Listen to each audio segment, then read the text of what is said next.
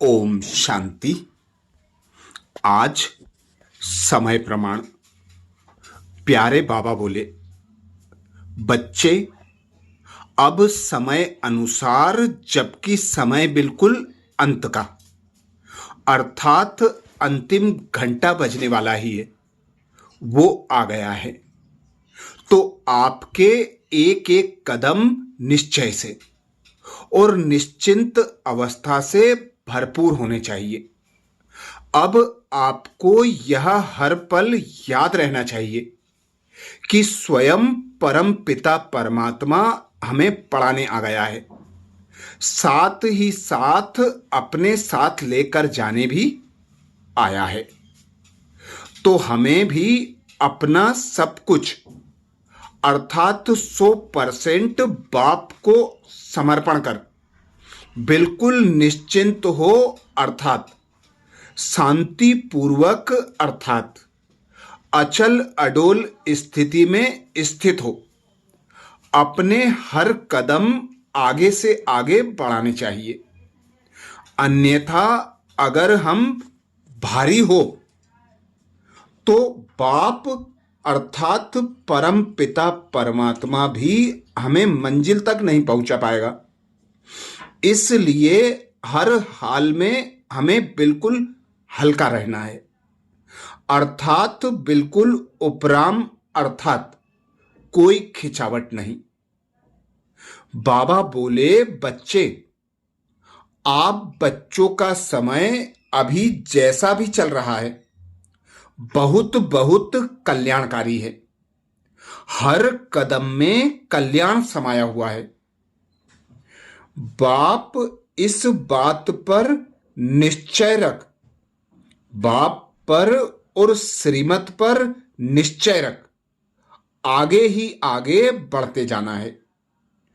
तब ही समय से पहले मंजिल पर पहुंच पाएंगे। बाबा बोले, बच्चे आपका पुरुषार्थ ही हल्के रहने का है।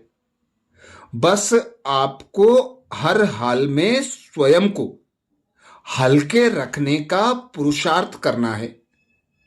देखो बच्चे, यह समय अंत के भी अंत का जा रहा है, इसलिए आपके रहे हुए पुराने स्वभाव संस्कार हिसाब किताब बड़ी तीव्र गति से पूरे हो रहे हैं।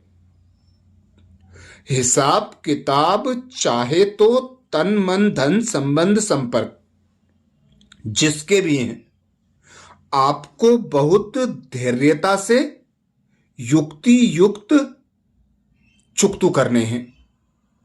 बस आपको स्वयं पर अटेंशन रखनी है। अटेंशन की भी टेंशन नहीं, अर्थात कोई भी हिसाब किताब चाहे मन व अन्य कोई भी आए, परंतु बार बार स्वयं पर अटेंशन दें। सब कुछ शिव बाबा के हवाले कर। बाबा कहते, सब कुछ शिव बाबा के हवाले कर, पुरुषार्थ करते रहना है। साथ ही साथ बीते हुए एक सेकेंड पर बिंदु लगा लेना है। प्रेजेंट में बिंदु बन, बिंदु बाप के संग बैठ जाओ।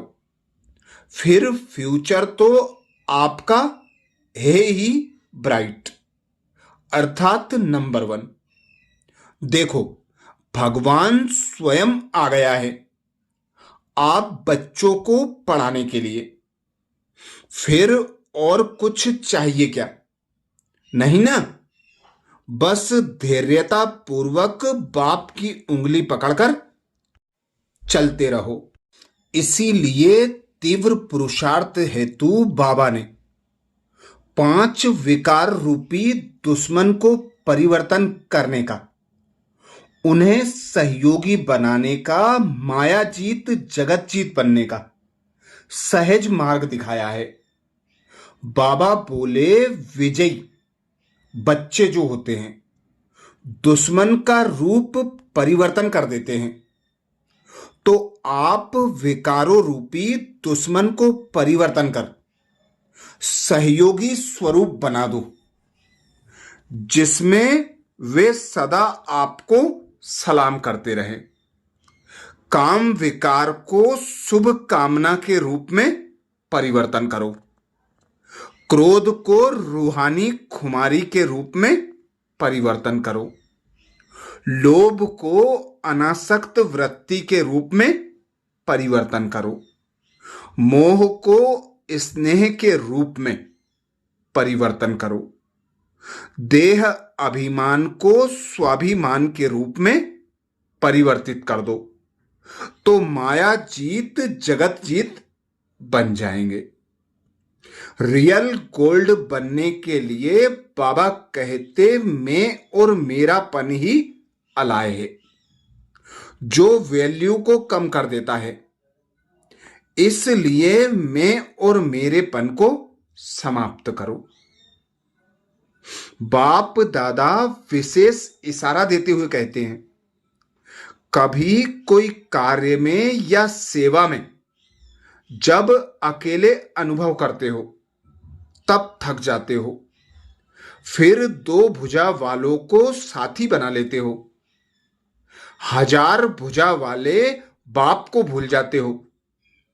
जब हजार भुजा वाला अपना परमधाम छोड़कर आपको साथ देने के लिए आया है, तो उसे अपने साथ कंबाइंड क्यों नहीं रखते?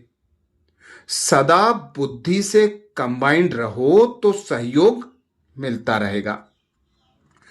अब समय प्रमाण कोई भी कर्तव्य ऐसा नहीं करना है जिससे यज्ञ पिता की निंदा हो।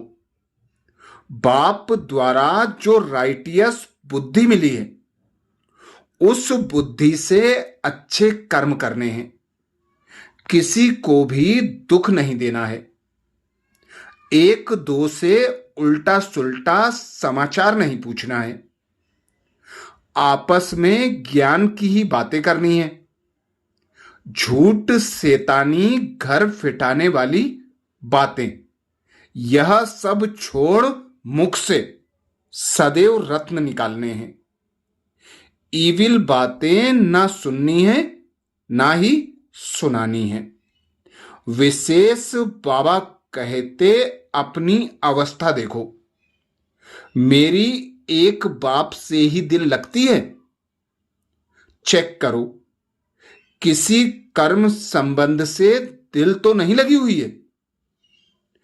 बाबा ने विशेष स्वयं का कल्याण करने के लिए पोता मेल देखने का इशारा दिया। बाबा कहते आप बच्चों का कल्याण दो बातों का पोता मेल देखने में है। योग और चलन का पोता मेल रोज देखो। चेक करो कोई डिससर्विस तो नहीं की। सदैव अपनी दिल से पूछो, हम कितना बाप को याद करते हैं? अपना समय किस प्रकार सफल करते हैं? दूसरों को तो नहीं देखते हैं। किसी के नाम रूप में दिल तो नहीं लगी हुई है। तो देह को, देह के संबंधियों को, कर्म के बंधनों को अब समाप्त करना है। एक बाप से कंबाइंड होकर हल्के रहकर तीव्र पुरुषार्थ करना है और कराना है, जिसके लिए ही बाबा कहते अब हल्के होकर उड़ो और उड़ाओ। अच्छा, ओम शांति।